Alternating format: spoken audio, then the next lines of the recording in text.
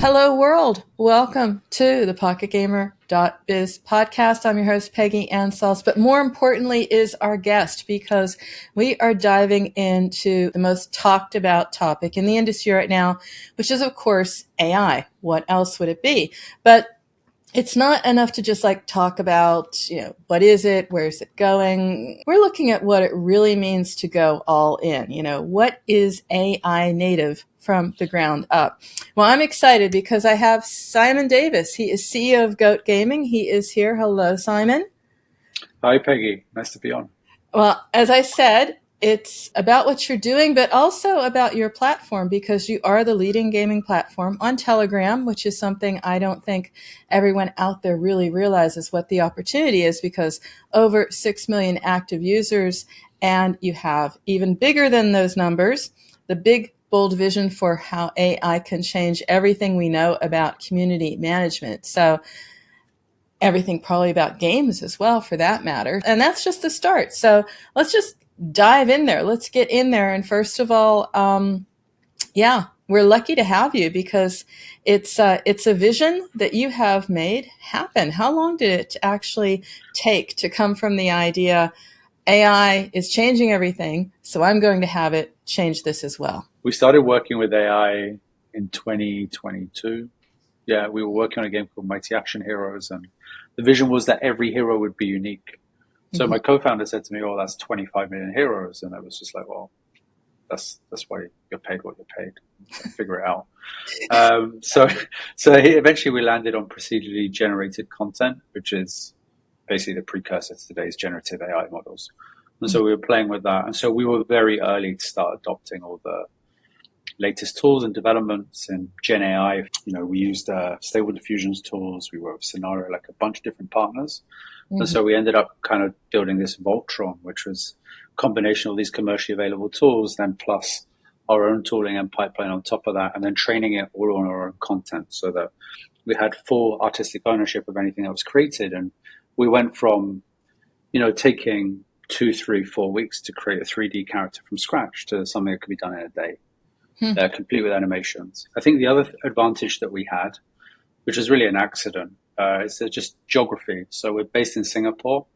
Mm-hmm. A lot of the team is Chinese speaking, and it's no secret that Chinese AI is also really at the cutting edge. And so we have people that are very deep into the Chinese AI communities, and so they would then bring these tools over into Mighty Bear, and they'd explain the UI, which was all in Chinese, and then we'd find a way to integrate these and learn from them as well. And I think also geography helped us just with people being more receptive to it. Yeah. I think culturally, like Singapore, Asia more broadly is more open to AI, where I think in Europe especially, and North America, there's kind of more resistance. Yes, it's a little bit of well, it's something new. What can we do about it to keep it sort of, keep the genie in the bottle? But you can't. You absolutely can't. And so, it's fortunate for you and fortunate for us, because you are on that cutting edge and you have brought that all together in Goat Gaming. But I want to just go back to something I said at the start, because I know I speak with a lot of studios, a lot of marketers, and they're like, "Oh, channels, what channel? What can we do? We need to diversify." And that's where it plays out for you, because look at this, Telegram. I mean, a lot of listeners may think of it as just a bit of a messaging app, but you call it the next Facebook moment. Why? Why are you so convinced? People say content is king, but I say distribution is God. And Telegram puts you in the pockets of 1 billion consumers who are starved for content. And so you have 1 billion monthly active users all over the world. The app has a built-in wallet, so you can pay with fiat or crypto. It even has yield-bearing assets now in the wallet. So people in some countries are using it as essentially as a bank account. And so you have these, billion users with nothing to do, like big social graph, and you can deploy content. They can start playing straight away and start engaging with their friends. And so last year we saw games get up to 9 figures in install base. Which goes to show the size of the opportunity and the scale of the network on Telegram. And so, when I see this, I'm reminded of the earliest days of kind of Facebook gaming. That to me is the parallel. Well, I love it. We land on the big and the bold and the exciting. And Brian appears.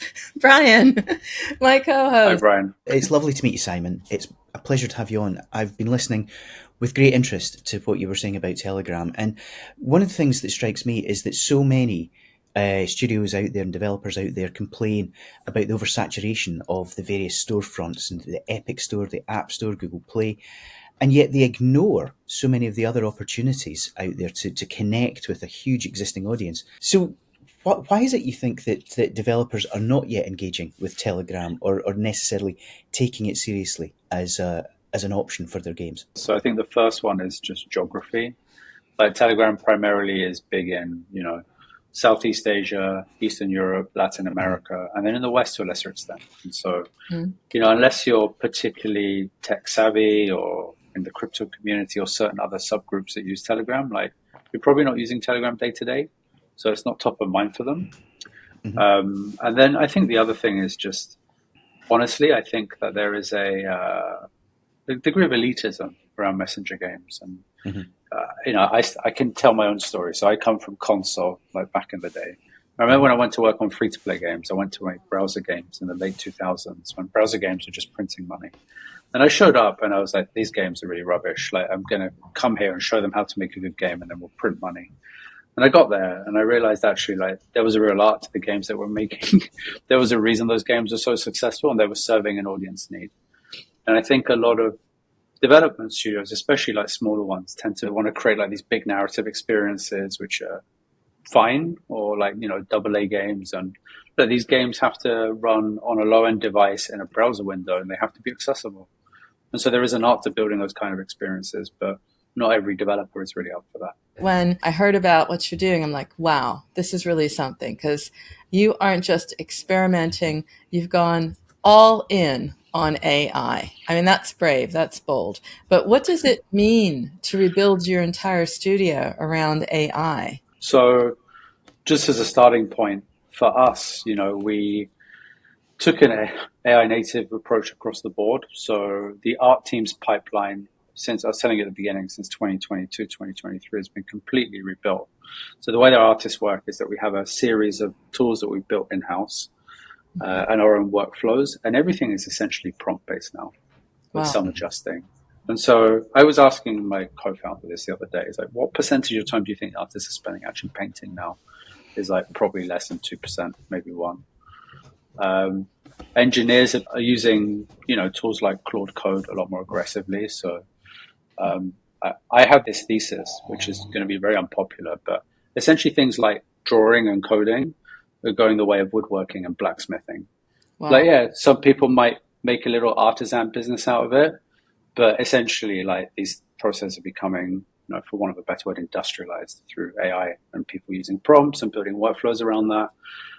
We have a finance team is building their own AI tools just for, reconciling receipts and updating the database. So you just take a picture and everything is automated. Like, we basically automate everything now internally.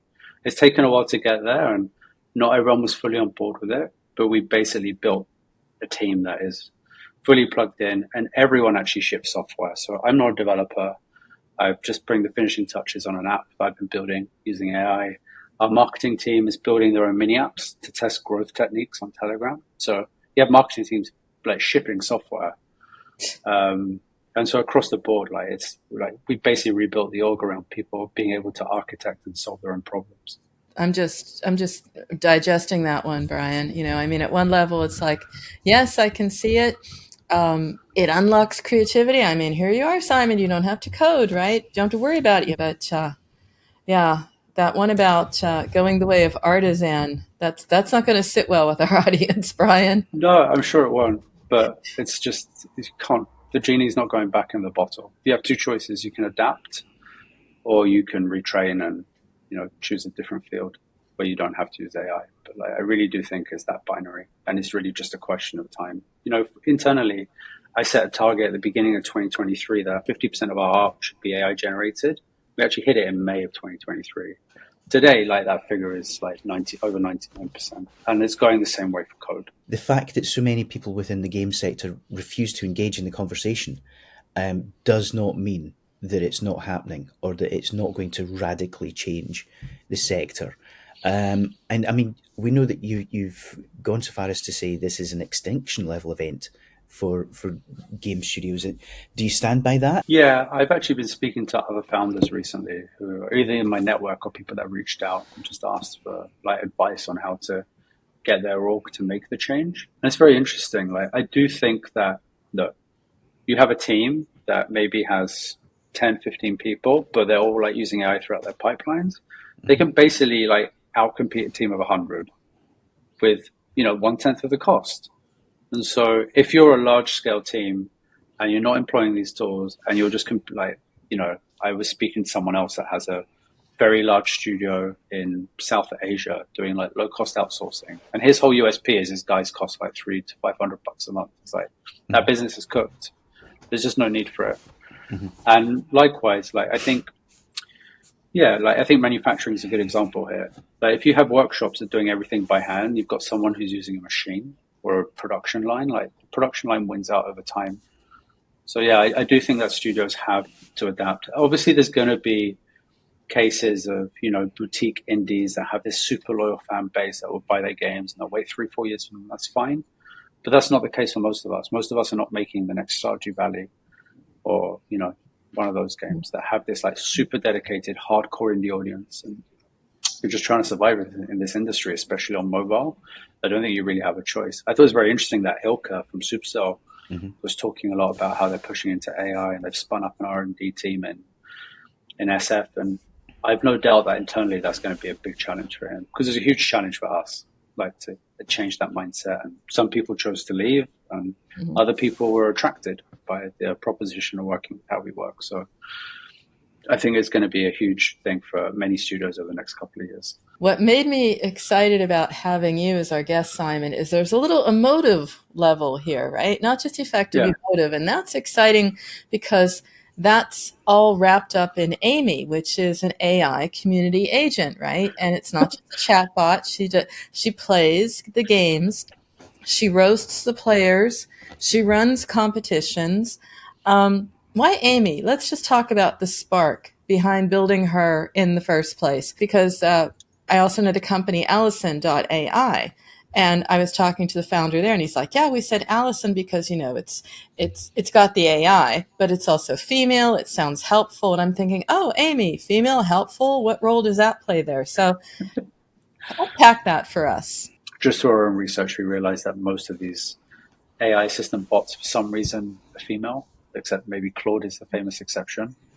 But generally, they tend to have women's names and I guess like a more kind of friendly, relaxed personality along with that. And it just seems to resonate with the users. So that's why we picked Amy. But Amy initially was very bland. And like I started like chatting to her and I was like, this feels like something IBM made. Like it's got no personality.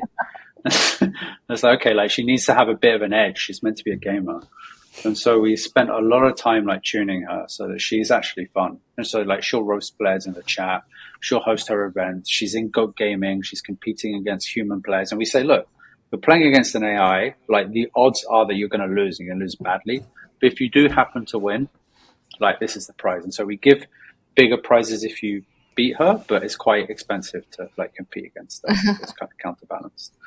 And so she's been fantastic. Since we added her to the community, I think like community engagement when she runs events, or it's like 3 to 5x what it is in days when she's not there.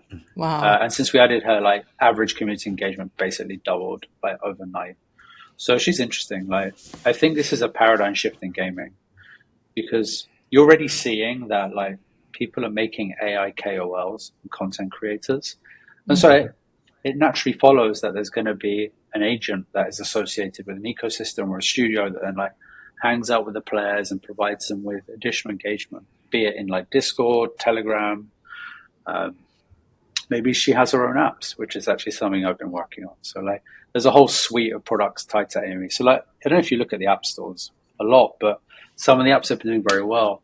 I can tell basically AI generated, and they seem to be like utility apps. There's things like weight loss, horoscope, tarot reading. And so I've been thinking of ways where maybe Amy can just do that with players and they can chat with her. They do chat to her every day, and she can do other things and provide other kind of ways of engaging and entertaining. And so as a game studio, that becomes really interesting. It's like, you have your core products, but then you have your AI agent that's also providing additional like games and services to players and keeping them engaged socially. Wow, there's a lot there, Brian. You all of a sudden really, and then you have your AI agent has, its own what? Mini games, little mini apps, little mini universe. Wow. It makes perfect sense, and it kind of it squares that circle, so it brings together the not just the game, but all of the experiences and community around that particular game. If you're a games company, building that presence and building, an agent that can be the focal point means that you have a way of getting your players to jump into all of these different experiences and create other doorways into your company and your services for people who are maybe not hardcore gamers. And was Amy kind of scripted? Was she did she come into being fully formed, or is she learning and kind of finding her own personality? It's one of the things about working with AI is that there's a lot of unintended consequences. And so, like we update one thing and all of a sudden she's going off script, promising players stuff that's like, oh, she shouldn't be saying that. So yeah, like it's an iterative process. The tools get better literally every month, though. When I look back to March, April, and the tools I was using compared to what I'm using now, honestly feels like it was the Stone Age. Wow. It's very hard to overstate the speed of development in this space. Like I've never seen anything like it in my whole career, and it's only accelerating. And so what we have today is going to look like really primitive in 6-12 months' time. And in that process, what have you learned about her role within community dynamics, and how do you deal with some of those issues? Do you have to constantly monitor her just to make sure that she's not hallucinating or promising the world? It's funny, we actually built tools to track her.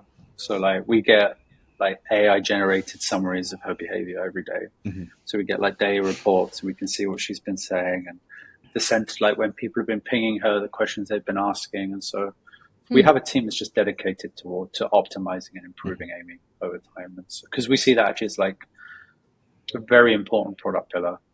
There could be uses for Amy even outside of our own ecosystem. So like for me, this is actually a big bet. And so it's something that no one else is really doing. And so this is a space that we're excited by. And so, we launched a sale of a product called AlphaGoats at the start of this year. And this was a series of AI agents that players could buy to compete against one another within goat gaming and win prizes. And so as we started building out the AlphaGoat personality, we're like, okay, we need like a hero asset, like a very powerful proof of concept, and then everything would derive from what we developed for this. And that's how Amy came into being. And so it was always in service of the players, but it's really taking on a life of its own. Let's stay with the AlphaGoats for a moment. I just want to understand that, because Amy's the start. Now we have AlphaGoats. How's that work in play, in gameplay, for example? They unlock opportunities for players. How does that work? And what does that gameplay look like? I mean, firstly, you create almost like a sandbox for these AI agents to compete against each other. You can think of it almost like Pokemon, or I guess like Football Manager in a way, where you're not actively participating, but you're strategizing and deciding how they evolve and what their tactics should be, and you give them feedback on what works and what doesn't work. And so you have this set of games where they can compete, and you're training them and you're getting rewards from that. And then the other thing we wanted to do, which is why we started with Amy, was like, okay, if you have your AlphaGoats at a certain tier, then they can have their own social media profile. They can start posting, and they can be almost like a AI representation of yourself, or whatever personality you really want to give them. You can unleash them on social media to create content for you. And so as we were fleshing that out, I was like, okay, let's build a really amazing proof of concept. And so that's how Amy came into being. So that was like the V1 of the AlphaGoats.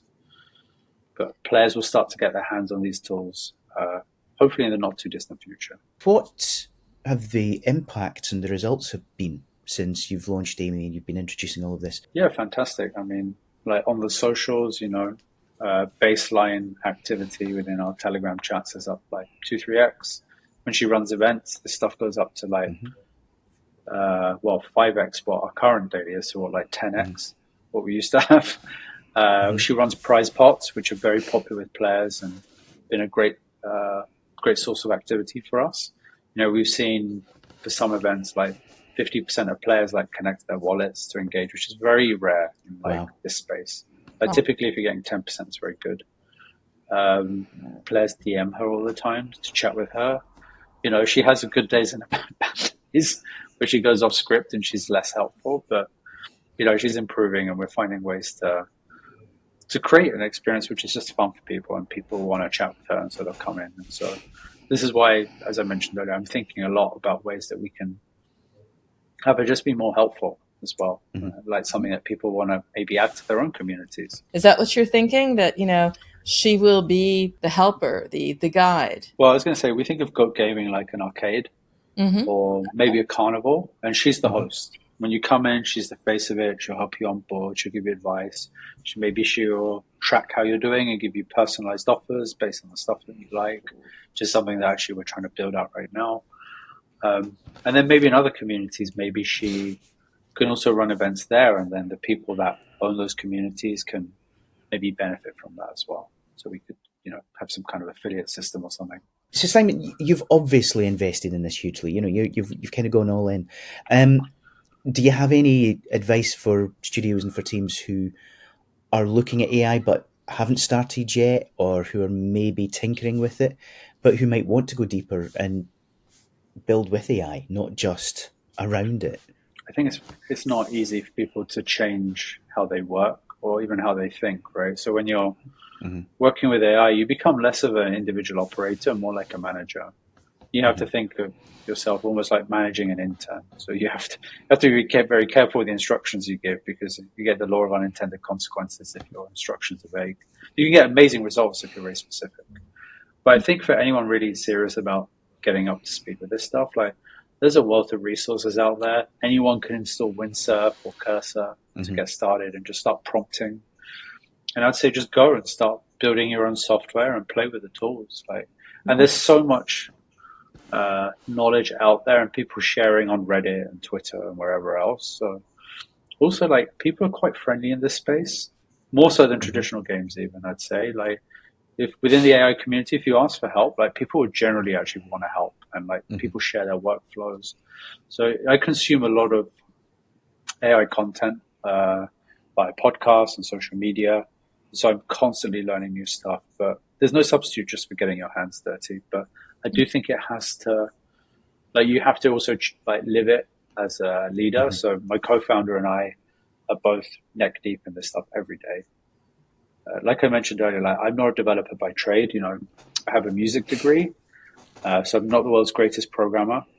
It's not really how my brain is wired. But, I've been able to build applications from scratch. I have a virtual assistant that sits in Telegram called Albert. And Albert helps me schedule my meetings. He shares all my media links, profile, headshot, just makes my life easier. We were chatting before this session, and you just built another one, actually. What's that one about? Just curious. So it's actually a fitness tracker powered by Amy. And so you can send Amy pictures of what you ate, or send her a voice note with a description, and she'll give you the macros. You can set your profile up, and so she'll give you your protein and macro targets for the day. You can also track your steps and your activity, either by sending screenshots of your health tracker, typing, or talking to her. And then you get daily summaries. Actually, maybe I can just pull up on my phone. I was just playing with it earlier. Let me see if this works. It's the curse of the demo because it's unfinished. Here you go. You got Amy there, and I don't know if you can see that very clearly, but she's giving me all my macros for the day. And wow. I just built this on my own, and I might post it later. But yeah, we're going to find additional fun things for people to do with Amy. And it's all AI powered, so it's all kind of giving you pretty accurate information. I like that, because you're going for a goal. I mean, it's because there is an element of gameplay in everything, Brian. Yeah. Right? So, we talk whether about this, saving money or losing weight or whatever. We talk about this so often, Peggy. Is everything's becoming a little bit more playful, a little bit more fun. If you've got an Apple Watch or a fitness tracker, you're already gamifying your activity. So building around that, and again, to come back to Amy as an agent, it creates so many routes into everything else that Goat is doing. You were in an interview with our friend Dave over at AI Game Changers, and you said if you're competing on cheap labor, you will get wiped out by AI. And you said that a little bit earlier in our show as well. But then you have to say to yourself, okay, well, if that's the case, then what do studios need to be rethinking to say, we need a production process or we need hiring? I'm talking to people, they run our show, Brian. It was like, we're not always looking at hiring now from other game studios or hiring from our competition. We're going outside beyond games. And even internally, like we're having discussions. It's like, okay, there's a headcount opens up. It's like, do you actually really need to hire that person? Or can we optimize our internal workflows and then have you doing something that's more high value? So what does that look like? I mean, it reminds me of that cartoon I love where there's a little girl talking. I know what I want to be when I grow up. I want to be the prompt engineer for my dream job. Is that where we're going? Yeah, honestly, I don't think that's far off. But I think actually prompting well is a skill. There is a lot of art to it, and you need a lot of technical knowledge because the more technical knowledge you can input into the prompt, the more refined the prompt, the better the output. So yeah, I do think that prompt engineering, and both for art and engineering and design and whatever, will develop in their own right as like specialist fields. But the work is more architectural, I'd say, like designing systems and trying to think through problems and like high level thinking rather than like, I remember when I used to be a designer, like spending 3 days populating a spreadsheet. I literally built one of those spreadsheets in 10 minutes using Claude. Claude can basically create all these sliders and you can see the numbers going up and down. But it's like, shit, this would have taken me like 2 days in Excel. So yeah, I think the kind of work that people do changes. And to stick on that point just for a minute, Simon, so for founders, business leaders and teams out there, what is it that they're going to have to look at differently? How are they going to have to approach the production models that they're currently using? Do you think we're at any point near producing the skills we'll need to make games in the next 5 to 10 years? I think most studios are a long way off it. So even when I look at the curriculum that's being like taught at universities, someone was sharing something recently, like, I was like, this is 2 years out of date. It's a problem, right? The course takes a year to write. Yeah. So by the time it goes live, it's like a couple of years out. They don't always update it every year or update everything. And so I think people have to really like get their hands dirty, get their hands on the tools, start using them, and then start asking themselves, which is what we did, is like, what can we automate? And anything we can automate must be automated to give ourselves that edge. And then we ship much faster. And then that gives us more space for experimentation and trying new things and figuring stuff out. Yeah. And then people need to have more of an experimental mindset. I think people will have to be okay with the fact that you're not going to get paid to write thousands of lines of code anymore because like computers can generate that same code in a fraction of the time. So how do you think about your work? And your work is probably more about designing and thinking through problems and trying to think ahead, because like the AI will do exactly what you tell it to, and often that's not a good thing. So actually having that knowledge and that foresight, and so this takes a 10x developer and it makes them a 100x developer, whereas maybe a 1x, a normal developer, gets like a 3 to 5x boost. So I want to come back to you, Simon. 20-year gaming veteran with leadership stops at Ubisoft, King, Big Point, co-founder of Mighty Bear Games. So you have an impressive track record. And as you said before, you also have a degree in music. So this was not the path.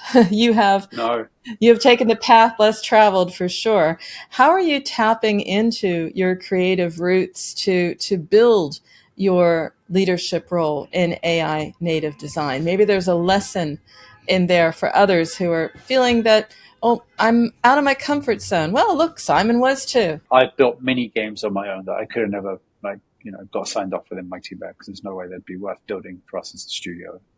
And so it's actually given me a lot more artistic expression, both on the visual side, like creating assets through prompting and learning more about that. I actually learned a lot more about art in the last couple of years than the previous 18, because I was creating my own output, and then I'd sit down with my co-founder or someone from the team and get them to give me feedback on what I was doing wrong, prompt, and learn about that. And even with like the fitness app or other stuff that I've built, like these are just really interesting learning and creative experiments for me around problem solving. So I've always been someone, I mean, like you said, like past life travel, and always absorbing a lot of influences. I mean, when you were talking about saving money earlier, like being a game, I literally wrote it down because I think Amy might make a little saving money game now. And so there's all these things that you can absorb from just walking around. Yeah. And with AI, you can give life to them. And during the financial crisis, I was actually in a really bad spot. So I used to work for a company called Empire Interactive. Brian, you might remember it. Yeah. I They went do. under. I was owed months of salary. I was someone who was living paycheck to paycheck. So it's like 25. I hadn't been out of uni that long. And I didn't work for nearly 9 months. And it was really bleak. I mean, I was so poor I couldn't take the metro. I had to walk everywhere in London. But I was just saying something the other day, like if I lost my job today, I would just be heads down, just building stuff with AI and shipping an app a week and just seeing if I can start stacking apps that make maybe 5, 10K a year. Like not megabucks by any stretch, but get a few thousand users paying to subscribe to something. And like before you know it, you have like a pretty good business that's running. And so like if you've got free time, like this is really probably at least in my career, the best time to have a lot of free time on your hands because there's so much that you can build and so much you can be learning and you'd be light years ahead of everyone else because it's so early. It's a great story. That's a great story and inspiring because it's like, what do you need? You need ideas, you need time, tools you have. So you're augmented. It's almost like something out of Marvel here. I am a superpower. And if you build the one for the saving money, right? You're going to name it Peggy. Sure. Peggy by Amy. Peggy by Amy. That is so cool. It's a helpful name. There aren't many Peggys out there. In fact, I think I'm the only one in mobile that I can find. I've not met many throughout my career. No. I'm with you, Simon. I think the opportunity to play and experiment and just try new things is huge. So what's next for Goat Games, Simon? Where are you taking this over the next 12 months? Well, we have more games coming to Go Gaming, so I don't know how close you guys are to the Telegram ecosystem, but there are some collectibles that have been very popular in the Telegram ecosystem, so we're making a game based off one of those. It's a crime-themed base builder. It's called Grand Theft Pepe. Pepe is in the frog, and he's a little crime boss that has to basically make money so he can buy more NFTs. So that's coming out within the Telegram ecosystem, but we have more games planned for that. And obviously there's a lot coming for Amy. So Amy's going to be running her own games, her own events. She has her own services she's going to start offering as well. So very excited to see where that goes. I think we've done a couple of live examples of it as well, but she does live text as well. So you can speak to her and she'll speak back. And so we might start having her as a guest on certain podcasts as well. I was going to say, can we have the two of you on the next podcast? We'll have you. Yeah. We have you and we can have Amy, and maybe like in 6 months we just check in. I think that'd be so cool. I think now there's still a chance she'll go rogue, but yeah, give me another couple of months. I will stay in touch. I want to do that. That is breaking new ground, Brian. We will have Simon and we will have Amy. I'm in. I'm absolutely in. It's. Obviously, it will only be another 6 months until she takes our jobs as well, Peggy. But, God, yeah. She'll be the third co-host here. This has been genuinely mind-blowing and fascinating. I think you both caught Peggy and I gawping a couple of times during the interview because you've absolutely opened my eyes, certainly, to some of the use cases, some of the ways of thinking about AI I had not considered. So thank you. Before we let you go, we're going to bring it right back to the heart of things, which we do for all of our guests, which is ask about games. And we have two questions we ask all of our guests. One is, what is it you're playing right now that's maybe taking up more time than you would like it to? And secondly, favourite game of all time? Wow. Oh, yes. So on mobile, obviously aside from Go Gaming, I'm playing a game called King Shot. So King Shot is a mobile free-to-play game. It's a very fun kind of base building game, King Shot. And then the other one that I've been checking out is on console.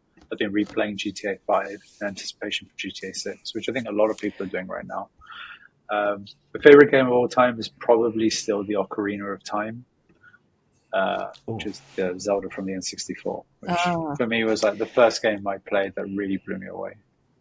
Yeah, very solid choices there all round, I think. I don't think anyone's going to argue with any of those. And the Ocarina of Time is an absolutely stone cold classic.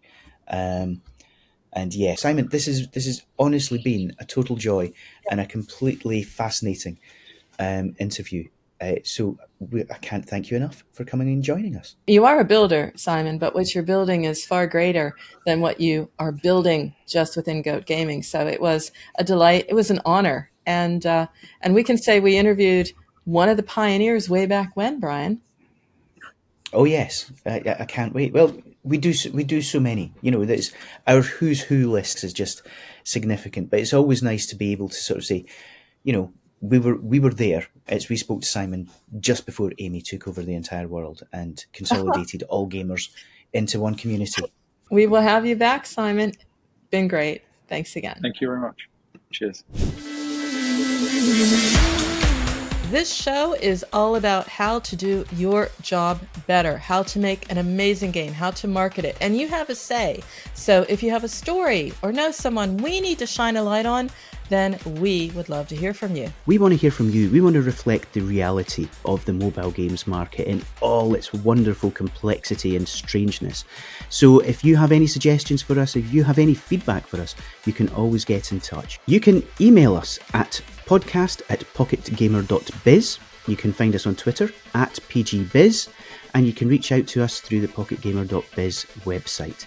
If you're interested in listening to all of our podcasts, you can find them at pocketgamer.biz/podcast, and we would love to hear your thoughts on future shows. And we've got you covered on all the major platforms, so subscribe to the audio podcast, as Brian said. Look for us on YouTube. If you want to read it, hey, you can do that too, because we have a companion post for you as well on the pocketgamer.biz website. Tune in again for the next edition of the pocketgamer.biz podcast, and we look forward to speaking to you in the near future.